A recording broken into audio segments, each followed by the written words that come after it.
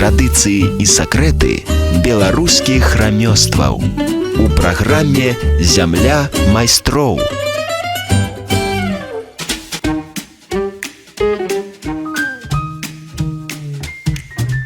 Вітаю, сябры! На адной хвалі з вами Ксенія Сітнік. У лютым мы з вами пазнаёмімся бліжэй з дэкаратыўна-мастацкім жыццём саломкі ў беларускім народным мастацтве. З простага, калі не сказаць прымітыўнага, прыроднага матэрыялу нашы продкі рабілі сапраўдныя шэдэўры, што сталі пярлінай сусветнага мастацтва. Якія вырабы з саломы можна ўбачыць толькі ў Беларусі? За які элемент адзення жонка аднаго з амерыканскіх прэзідэнтаў была асабліва ўдзячна нашым майстрыхам і дзякуючы каму наша унікальнае мастацтва не адышло ў нябыт? На гэтыя і шэраг іншых пытанняў адкажа галоўны навуковы супрацоўнік Цэнтра даследавання ў беларускай культуры, мовы і літаратуры Акадэміі навук Беларусі, доктар мастацтвазнаўства, прафесар, старшыня Беларускага саюза майстроў народнай творчасці Яўген Сахута. Зямля майстроў. Калі казаць пра самыя такія першыя аграрныя культы, то як беларусы маглі выкарыстоўваць саломку? Формы выкарыстання соломы были самые розныя. Прежде всего, конечно, это были бытовые. Это самый розный соломяный посуд для потребаў, абсолютно прозаічны, там тоже на пошцях жывёле. Это зразумелая рэч. Ну, але ж з самага пачатку, як толькі нашы продкі асвоілі земляробства і вось это пасеў злакавых, з саломай звязваліся самыя розныя павер'і, звычаі, абрады, паколькі салома суправаджала зерне, хлеб, збожжа, і гэта самы бераглі, шанавалі, як і тое самае зерне. Надзялялі салому сімвалічнымі функцыямі, аберэгам у побыце, аховай нячыстых сіл, і яшчэ шмат самых розных звычаяў і абрадаў было звязана з пучком звычайнай саломы. Гэты пучок звычайнай саломы маглі проста дзе-то захоўваць, скажем, уже с прыняццем хрысціянства, захоўваць на покуці, падвешваць над сталом, надаючы розныя формы. Скажем, калі гэтыя саломінкі з каласкамі уваткнуць, допустим, звычайную бульбіну, это атрымліваецца такі шарападобны павук. Так. Калі гэтыя саломінкі сабраць у канструкцыю на нітачках, канструкцыя звычайна ў выглядзе такого восьмігранніка з 12 саломінак, так звана октаэдра. Это аснова тых павукоў, якія мы сёння вельмі добра ведаем. Вось яны таксама насілі такую аберэгавую сімвалічную функцыю, падвешвалі над сталом. Звычайна павукі рабілі да такіх святаў сельскагаспадарчага календара, каляды, альбо вялікдзень, часоў еще на каляды, падвешалі над сталом. І от калі на стол ставілі куццю, цёпленькую яшчэ, пара падымалася, павучок пачынаў пакручвацца. А калі гэта было на вялікдзень, прамяні сонца яшчэ і асвятлялі, ну ці та ж свечка нават на каляды. І тыя залацістыя саломінкі блішчалі, паблісквалі, як залатыя ў паветры. І вось на этой аснове да нашага часу дайшлі такія вырабы народнай творчасці, якія насілі сімвалічную функцыю, тыя ж самыя павукі, а таксама цэлы комплекс дзіцячых цацак, якія калісьці у старажытнасці сумяшчалі не толькі гульнёвую функцыю, а зноў-такі аберэгавую. Жняя, маці бярэ на жніво малое дзіця, трэшку дае адзець. У зыбцы, у калысачцы, там где-то подвесіць у цянёчку, а каб яно забаўлялася чым-то, так бярэ 2-3 пучкі саломы, перавязвае іх, перацінае, скручвае па-рознаму, падвешвае над гэтай калысачкай уже. Гэта і гульня дзіцяці, гэта і аберэг. І яшчэ цэлы шэраг, я ўжо не кажу пра комплекс, звязаны са жнівом, пачынаючы ад зажынак, зажыначны сноп ставілі на покуці, да наступнага жніва год цэлы стаяў. Это і вянок, таксама дажыначны. Это і дажыначная барада, калі апошняя жменька каласкоў не зжыналася, а звязвалася, перапляталася паміж сабой і пакідалася на полі. І яшчэ шмат самых розных звычаяў абрадаў было звязана з саломаю. Яны жылі стагоддзі, І дзе-то яшчэ на нашых землях пасляваенныя часы яшчэ нават захоўваліся. Карацей кажучы, пакуль ручное жніво існавала. Як толькі на поле пусцілі камбайны, канешне, практычна ўвесь гэты комплекс, дажыначна-зажыначны, увесь гэты комплекс абярэгавы Перамалоўся. Так, безумоўна, таму што з этой саломы, якая прыйшла праз камбайн, уже нічога толковага не зробіш. Ну і забыліся таксама ўсе тыя звычаі, якія былі звязаны з першым снапом, там ці з дажынкамі і так далей. Некаторы час яшчэ павукі жылі, таму што яны выконвалі ў інтэр'еры народнага жылля не толькі абярэгавую, але апошнім часам і дэкаратыўную ролю, функцыю. Таму эта дэкаратыўнасць, яна яшчэ упісвалася ў інтэр'ер традыцыйнага народнага жылля, і некаторы час жыла, але таксама дзе-то ўжо ў другой палове 20-го стагоддзя стала інтэнсіўна забывацца. Я ўжо не кажу пра гарадское асяроддзе, там практычна да павука і падвесіць то няма куды. Таму дзе-то на пачатку 90-х, калі ў нас прачнулася усведамленне таго, што трэба як-то такім чынам зберагчы тое, што яшчэ жывое, то мы, навукоўцы, ўжо практычна не маглі дзе знайсці жывога паўка натуральнага. Ну, але, дзякуй Богу, у народнай памяці традыцыя яшчэ жыла, яшчэ людзі памяталі, як это рабілася, таму тыя ж самыя павукі, ці тая ж народная цацка саламяная, яны адрадзіліся на аснове жывых успамінаў. І вось сёння мы маем цэлы комплекс адроджаных такіх от калі-то сімвалічных абрадаў, сёння дэкаратыўных вырабаў, хоць та ж самая цацка, хоць тыя самыя саламяныя фігуркі, хоць тыя самыя паўкі, якія часта вырастаюць у цэлыя дэкаратыўныя кампазіцыі падвясныя. І, канешне, сёння ўжо выконваюць дэкаратыўную функцыю. Ну, ось тут, дарэчы, хочу сказаць, што вот якраз адкрылася выставка паўка ў Мінскім абласным цэнтры народнай творчасці. Там можна і ўбачыць пару дзясяткаў такіх вырабаў з розных канцоў Беларусі. Зямля майстроў. Да мастацкіх форм жыцця саломкі мы яшчэ вернемся, а вяртаючыся да такіх бытавых, утылітарных, чаму ўвогуле выкарыстоўвалі менавіта саломку? Падаецца, што гэта такі крохкі матэрыял, і калі параўноўваць з дрэвам, то падаецца, што саломку тая ж мыша і з большай верагоднасцю прагрызе? Вось якраз зусім не. Таксама былі такія сумненні, а як сапраўды те ж самі хоць сучасныя вырабы адроджаныя з плецена з салому, хоць старыя вырабы. Я от пачаў прыпамінаць свае экспедыцыйныя паездкі па традыцыйным побыце, калі ў старой хаце можа было знайсці той же самы саламяны кораб, часта ў рост, чуць не поўны рост чалавечы, куды можна насыпаць да паўтоны збожжа ці мукі. Дык вось я вам хачу сказаць, што я не бачыў ніводнага ўзору, які быў бы прагрызены мышамі. Як не дзіўна, яны такія вырабы не грызлі. Ну, магчыма таму, што мышы грызуць тыя вырабы саламяныя, дзе якім-то чынам, скажам, уцалелі каласкі з жытнім зернем.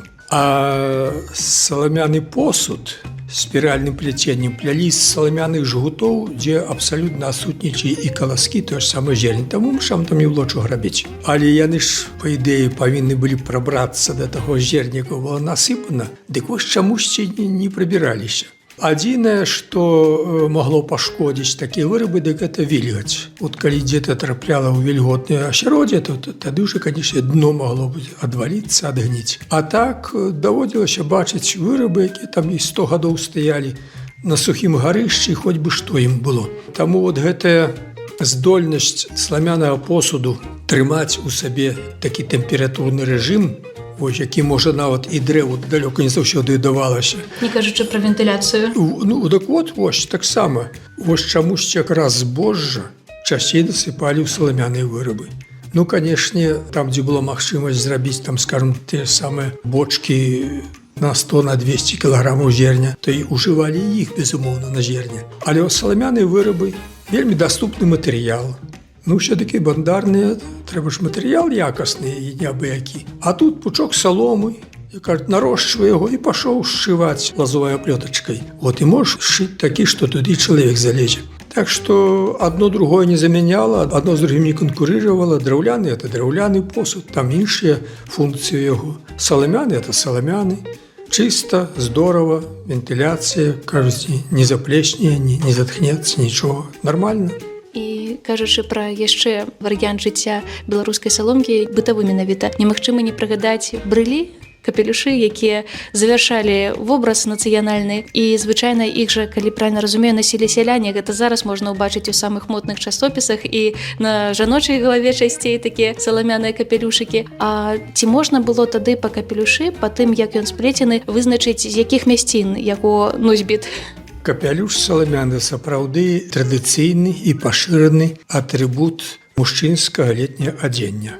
Ён і лёгкі, і зручны, і прыгожы. Яго умелі плесці мужчыны, асабліва пастухі, яшчэ гадоў 100 назад, можа нават і трошкі і меней. Можна назіраць такую карціну, калі пастух раніцаю гоніць на пашу статак вясковых каровак, нясе пад пахаю пук саломы, а вечарам вяртаецца ўжо пад капелюшом. Сядзіць сабе пасе каровак і пляце тую стужачку метраў 18 даўжынёй, трэба сплясці стужачку, потым яе шыць акуратненька ніткамі ці конскім воласам. І калі ласка, прыгожы, зручны, лёгкі, традыцыйны галаўны убор, які насілі нашы продкі сяляне, безумоўна, насілі летам, насілі яго даволі доўга яшчэ, хаця ўжо ў пасляваенны час практычна не ўжываліся, але яшчэ ў старым побыце дзе-нідзе даводзілася адшукваць старыя ўзоры, па якіх ужо ў новы час мы адрадзілі гэты традыцыйны галаўны убор ужо ў новым варыянце. Ну а паколькі жанчыны такую маюць звычку у мужчын адбіраць атрыбуты адзення, прысвойваць, уключаючы там тыя штаны ці джинсы, дык яны шасы тыя. Ну, само сабой. Вось яны ж і тут же учапіліся з гэтай капялюшы мужчынскія, але, канешне ж, надалі ім жаночы характар. Сталі ўжо плесці, ўжо акрамя звычайнай пляцёнкі зубаткі, сталі ўжываць там і разрэджанае пляценне, і розныя іншыя віды, аздабляць там рознымі дэкаратыўнымі дэталямі. І гэтыя капялюшыкі ўжо атрымалі такое вельмі прыгожае дэкаратыўнае аздабленне. І таму не дзіва можна бачыць, калі асабліва святочныя дні не толькі там, скажем, хлопец у джинсавым касцюме или ў саламяным капелюшыку ідзе з гонарам, асабліва калі сваімі рукамі сплецены. Ну а жанчыны ў тым ж самым шыкоўным касцюме, асабліва ў народным стылі і там прыгожым саламяным капелюшыку таксама вельмі прыгожа глядзіцца. І вспамінаецца выпадак, калі дзе-то ў 90-х годах у нас быў амерыканскі прэзідэнт Білл Клінтон, так вот Хіларі Клінтон, наша майстрыха была, падарыла ёй капялюш, дык тая, як учапілася за гэты капялюш, дык і ў самалёт садзілася, трымала абедзвюмі рукамі, не ведаю, ці баялася, каб не забралі назад, ці што, але такая шчаслівая была, таму што сапраўды это вельмі прыгожы галаўны убор, асабліва ў сучасным варыянце. Атрымліваецца, што вы калі узнаўлялі тыя ўзоры, то не было пэўнай прывязкі да геаграфіі? Маю на ўвазе, як сплецены і дзе так плелі? Калі разглядаць тэхналагічны бок саламяных капелюшоў традыцыйных і іх знешні выгляд, то якіх-то мясцовых, рэгіянальных такіх асаблівасцей, а часам нават і нацыянальных, там асабліва заважаецца. Прынцып адзін і той жа. Хоць у нас, хоць у суседзяў літоўцаў, хоць у палякаў, украінцаў.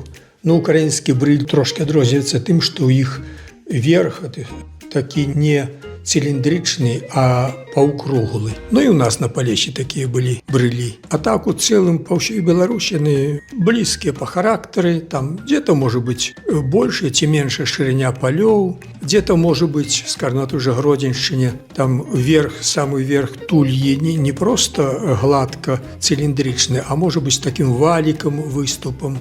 Вот такія невялічкія варыяцыі, якія асабліва не надаюць такой адметнасці, какой-то рэгіянальнай ці мясцовай. Функція такая універсальная, ахоўваць галаву ад сонца, ды і ўсё, таму тут нічога лепшага іншага не прыдумаеш. Дзе проста там ангелаў стоя, кажуць. Ну, вядома ж, ага. А вось калі пераходзіць ужо ад такіх утылітарных і бытавых версій жыцця саломкі да больш высокіх, мастацкіх, я пераканана, што і павукі многія бачылі, і павукоў маю на ўвазе, і кветкі саламяныя, і аплікацыю саламяную, якая, маркую, з'явілася ўжо значна пазней. Хацелася б спытаць спытаць у вас пра такую вельмі незвычайную форму жыцця саломкі, якую, можа, і мала хто бачыў, як царкоўныя брамы ці царкоўныя ківоты, якімі ўпрыгожвалі іконы. Я ведаю, што не так шмат захавалася да нашых дзён гэтых брам, і калі не памыляюся, то усе яны так ці інакш тэрытарыяльна прывязаны да Палесся. Ці можна казаць, што менавіта на Палессі гэтая традыцыя і была так пашырана? Выкарыстанне саломы ў такіх манументальна-дэкаратыўных задачах – это ўвогуле унікальная з'ява сусветнай культуры. Салому ведаюць ва ўсім свеце, там, дзе салома, дзе жыта расце, там ці пшаніца, ці іншыя злакі. Але вось толькі нашы продкі дадумаліся выкарыстоўваць салому якраз у такіх от манументальна-дэкаратыўных мэтах, а менавіта для аздаблення царкоўных іканастасаў і рознага там начыння атрыбутаў, звязаных з іканастасамі.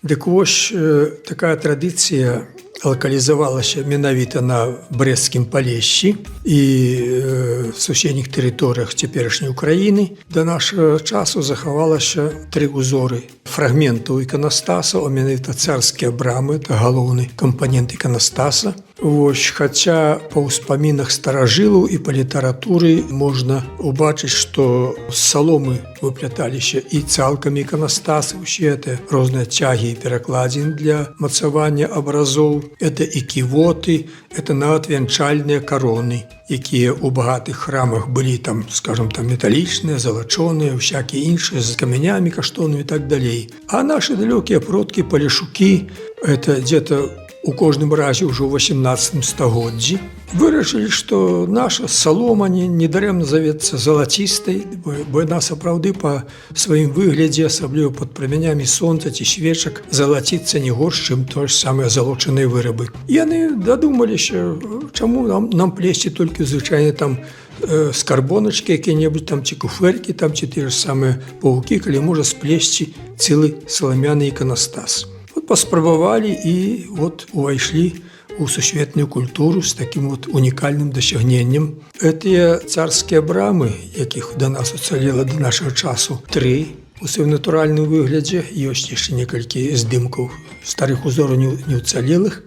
Дык вось это где-то конец 18, пачатак 19 стагоддзяў. Але мяркуючы па такім высокім узроўні выканання і магчыма, што і раней. Это было такое мастацтва. Ну, але, в общем, маем такія ўзоры 200-гадовай даўнасці, якія зараз упрыгожваюць нашы музеі. Нашымі майстрамі зроблены некалькі копій адзін к аднаму, у тым ліку майстрамі, майстрыхамі, якія рэстаўравалі старыя ўзоры, бо яны былі знойдзены дзе-то там у цёмных кутках цэркваў драўляных нашых палецкіх, там ці на гарышчы дзе-небудзь былі папсаваныя здорава, бо яны ўжо дзе-то ў 19 стагоддзі былі заменены на больш шыкоўныя разьбяныя, там ці залочаныя іканастасы і царскія брамы. Но гэта на шчасце.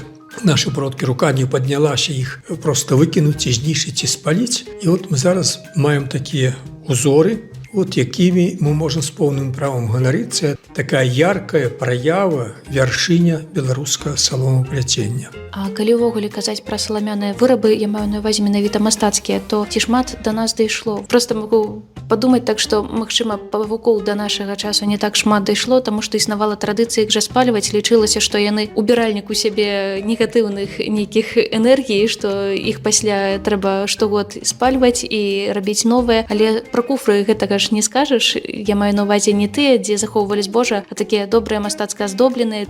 Сапраўды, большасць вырабаў з саломы мела, скажем так, часовае выкарыстанне, асабліва абрадавыя. Тыя ж самыя саламяныя чучалы ці саламяныя лялькі, звязаныя з жніўнымі абрадамі ці якімісь іншымі абрадамі сельскагаспадарчыя календараны, сапраўды максімум год жыцця ў іх было. Ну, а тыя, што насілі утылітарна-дэкаратыўнае прызначэнне, тыя ж самыя куфэркі, скарбонкі розныя, ці тыя ж самыя іканастасы, то тут трэба ўлічыць, што салома ўсё-такі матэрыял, ён, канешне, можа доўга захоўвацца ў сухім памяшканні, і калі яго асабліва, так сказаць, не эксплуатаваць, то да, так. А те ж вырабы, якія мелі пастаяннае какое-то прызначэнне, то же самы саламяны посуд, то само сабой, што ўжо само механічнае ўздзеянне асабліва не гарантавала ім доўгае захаванне. То тыя вырабы, якія мы знаходзілі, скажем, на тых жа гарышчах, яны проста уцалелі таму, што ў свой час іх па нейкіх прычынах там, скажем, не выкінулі куды-то, а проста закінулі на гарышчы, вот яны там і ляжалі ціхенька. А те ж саме, хоць бы і хатнія скарбоначкі, ну, пабудзе на год, два, тры, там, то дзеці іх так пашкуматаюць, там, то мухі заседзяць, там, і ты ж самыя паукі, хоць нават калі б іх і не палілі кожны год, не выкідвалі. Все роўно, що, кажуць, час уносіць свае карэктывы, у гэтых аносят дрэва нават больш даўгавечнае, чым салома. Таму, на вялікі жаль, саламяных вырабаў ні ў музеях няма старых. У свой час музеі мало цікавіліся этой вот атрибутыкай, асабліва жніўнай. Не каб сабраць, скажем, там, захаваць, не прыходзіла ў галаву музейшчыкам. Я ўжо не кажу пра традыцыйны побыт, там яны таксама асабліва не захоўваліся. Таму мы сёння, узнаўляючы амаль што з нуля гэты пласт нацыянальнай культуры, мелі ў сваім распараджэнні часцей за ўсё літаратурныя звесткі, ну і звесткі інфарматараў. Таму што самих вырабаў, паўтараю, захавалася вельмі мала. Вот толькі што вот гэтыя саламяныя царскія брамы, тэхналогія пляцення якіх такая ж самая, як тэхналогія пляцення тых самых скарбоначак. Ось на аснове якіх, пэўна, гэтыя царскія брамы і развіліся, вот атрымалі сваё развіццё, але яны уцалелі, а тыя бытавыя рэчы, вот, на жаль, не уцалелі ў тым ліку музейных зборах. Мы, на жаль, музейных калекцый старых вырабаў саламяных практычна не маем. Нашы майстры.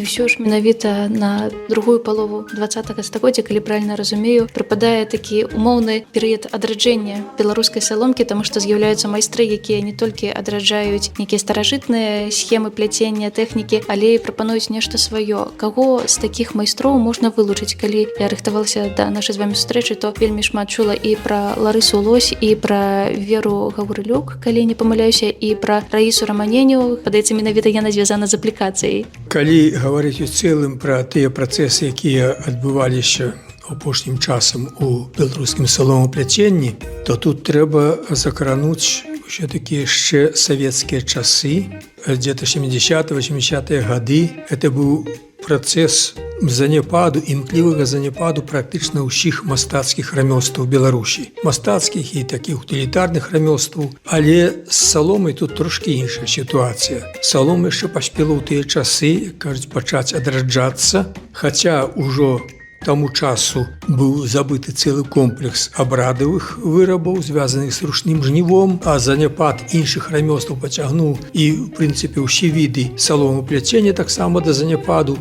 Але з саломавым пляценнем ўсё-такі адбылася сітуацыя трохі лепшая. І гэтая сітуацыя па адраджэнні на новым узроўні звязваецца, это ўжо, як кажуць, у гісторыю выйшло, тут уже нікуды не дзенешся, а трэба называць Веру Гаврылюк, брэсцкая майстрыха, якая ў 70-е гады, працуючы на брэсцкай фабрыцы сувеніраў і шукаючы магчымасці, так сказаць, стварэння сувеніраў новага узору і традыцыйнага характару, успомніла сваё дзяцінства на Камянеччыне, далёкае дзяцінства, калі яшчэ дзе-то пачатку 20-го стагоддзя, помнілася ёй, як рабіла те самыя, мама плела і саламяных лялечак, саламяных фігурак. І прыйшло ў галаву, а чаму б не надаць гэтым фігуркам новае жыццё? Яна ўзялася іх плесці, у хуткім часе атрымалі шырокую папулярнасць, як на брэсцкай фабрыцы сувеніраў, і такія адметныя беларускія сувеніры. Потым традыцыя пашырылася у іншых рэгіёнах Беларусі. Кацярына Артёменка ў Магілёве на магілёўскай фабрыцы сувеніраў узялася за іх. Ларыса Лось, мінчанка, пачала плесці такія арыгінальныя вырабы дэкаратыўна-прыкладнога характару. З гэтымі майстрыхамі і звязана адраджэнне беларускага саломавага пляцення, але ўжо на новым узроўні. Ну а пачатак, канец 80-х, адраджэнскія працэсы, шырокая цікавасць грамадства да забытых рамёстваў, забытых набыткаў культуры прывяла к таму, што саломапляценнем заняліся вельмі шырока, пачынаючы ад дзіцячых садкоў, таму што саломы плесці тут ні высілкаў вялікіх не трэба, ні дарагіх матэрыялаў, даступныя матэрыялы і работа у прынцыпе не цяжкая, і да вышэйшых навучальных устаноў. От тады і пашлі ў гэты від, і не толькі ў гэты, новае пакаленне. Вот вы згадалі тут Раісу Романеню. Это адна з лепшых сучасных майстрых саломапляцення Беларусі, якая вот у Салігорском там цэлую школу заклала і саломапляцення, і аплікацыі з саломай. Вот надаўшы ім такі новы сучасны ўзровень. Это ж майстрыхі, якія я вам называў, это нашы класікі ў галіне саломапляцення.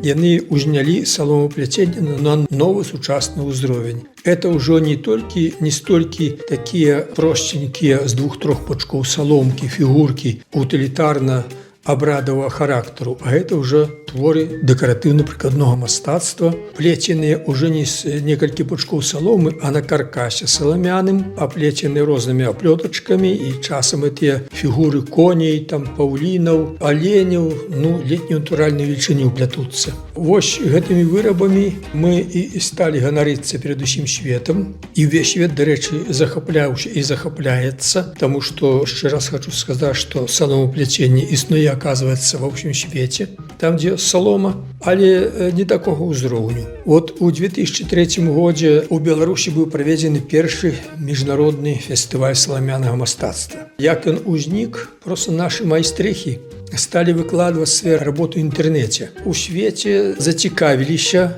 тому што аказалася, што майстрыхі ёсць усюды, але іх работы, это, як правіла, невялічкія мініяцюркі, там біжутэрыя самая розная, такія невялічкія работы. А яны паглядзелі на нашы такого манументальнага характару, те саламяныя фігуры, дэкаратыўныя пано, хоць у пляценні, хоць аплікацыі, і захапіліся, давайце мы да вас прыедзем на практыку, на майстар-класы. У свеце саломапляценнем займаюцца, як правіла, людзі старэйшага ўзросту, пенсіянеры, ім больш рабіць ім няма чаго. Яны калупаюцца па ціхніку і могуць сабе дазволіць раскошу лятаць па ўсім свеце, калі хочуць і куды хочуць. А мы ж майстры, людзі шчодрыя, нам не шкада. Калі ласка, прыязджайце, прылятайце, арганізуем для вас. І вось сабраліся каля 40 майстроў з усяго свету.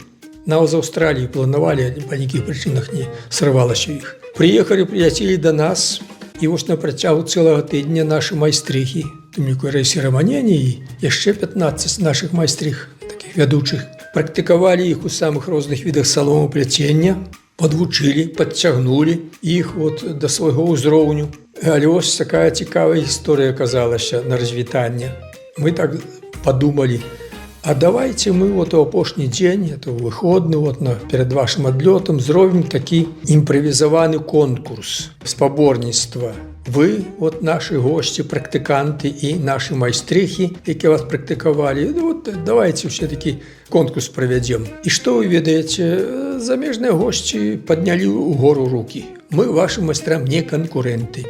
Так цэлы тыдзень вучыліся, навучыліся, як быццам, але ўсё роўна ўзроўню нашых майстрых яны не дасягнулі, это шчыра прызналі. Так што гэта сведчыць пра тое, што па нейкіх прычынах невядома чаму, невядома як, але менавіта ў Беларусі саломапляценне дасягнула такога ўзроўню, якога не дасягнула больш нідзе. Дзякуючы гэтаму мы урэшце трапілі ў сусветны спіс гісторыка-культурнай спадчыны ЮНЕСКО. І, я думаю, цалкам заслужана. Зямля майстроў. Зараз ёсць такая добрая традыцыя, каб у беларускіх рамёстваў было сваё нейкае свята, ці рэгіянальнае, ці проста каляндарнае. Вось літаральна летась ва ўздзе аднавілі свята беларускага пояса. Было праведзена свята ў Навагродку выцінанкі і выбіванкі. У беларускай саломкі ёсць такое сваё свята? Калі гаварыць пра рэгіянальныя ўзроўні, то на той жа Міншчыне, скажам, свята саламяныя дзівосы праводзяцца кожныя 2-3 гады. Даўно ўжо, яшчэ з 90-х гадоў пачынаючы. Такія ж святы, конкурсы праводзяцца і в іншых абласцях. А калі гаварыць пра рэспубліканскі ўзровень, то спецыялізаванае такое свята Няма. Хоць Беларускі саюз майстроў народнай творчасці яшчэ ў 1997 годзе правёў першае рэспубліканскае свята «Залатое дзіва». Ось, але потым і адно, і іншыя рэспубліканскія святы-конкурсы як-то так не прыжыліся, трэші на абласны ўзроўні, але салома шырока была прадстаўлена на нашым традыцыйным свяце-конкурсе рэспубліканскім «Вясновы букет», які штогод праводзіўся, пачынаючы з 2003 года, штогод праводзіўся ў Мінску, і сярод тых удзельнікаў іх звычайна з'язджалася да 400-500 майстроў з усёй Беларусі. Добрая палова была то саломапляцельшчыкі, саломапляцельшчыцы. Но на вялікі жаль, у гэтым годзе на высокім узроўні адменены цэлы шэраг такіх святаў рэспубліканскага маштабу, у тым ліку «Вясновы букет». Мы вельмі спадзяёмся, што гэтае свята, якое атрымала шырокі рэзананс і папулярнасць і сярод майстроў, і сярод усіх, хто цікавіцца традыцыйнай культурай, што оно будзе адноўлена. І Міністэрства культуры абяцае паспрыяць этому, само шкадуе, што такое прыгожае свята, такі прыгожы фестываль, дзе збіраліся майстры з усёй Беларусі, якое выклікала вялікае захапленне, асабліва замежных гасцей, там што такога нідзе не бачылі, не маглі пабачыць, як у нас, што оно будзе адноўлена, і мы на гэта вельмі таксама спадзяёмся. Нагадаю, сябры, наш сённяшні праваднік у гісторыю дэкаратыўна-мастацкага жыцця саломкі ў беларускім народным мастацтве, галоўны навуковы супрацоўнік Цэнтра даследаванняў беларускай культуры, мовы і літаратуры Акадэміі навук Беларусі, доктар мастацтвазнаўства, прафесар, старшыня Беларускага саюза майстроў народнай творчасці Яўген Сахута. На адной хвалі з вамі была Ксенія Сітнік. Да новых сустрэч!